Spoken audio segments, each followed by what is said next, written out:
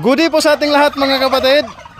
Masaya po ako ngayon dahil sa unang pagkakataon, ito nagpakawala po ako ng 10